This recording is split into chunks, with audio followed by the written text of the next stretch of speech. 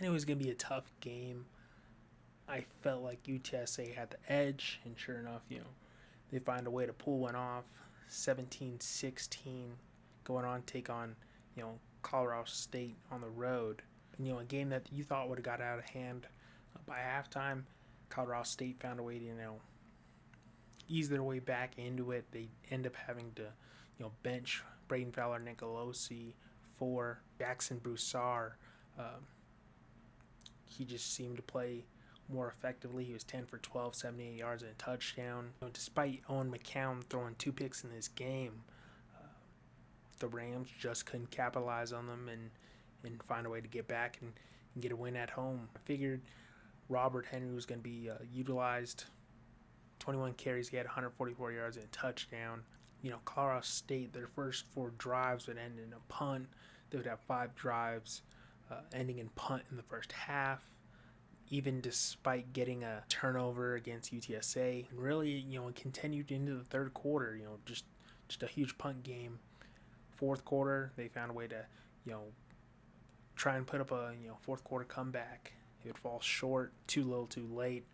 2 touchdowns to end their last 2 drives, but, the damage was done.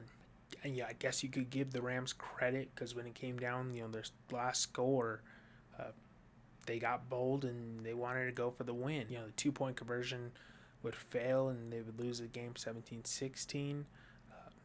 Could they have taken their chances with overtime? I think they probably should have. It's one of those games they tried catching UTSA off guard and then it failed. It's gonna be interesting to see who's the signal caller in the coming weeks. Do they stick with Jackson Broussard, who looked great in his first showing? It ended up being a really close game in the fourth quarter and made it interesting.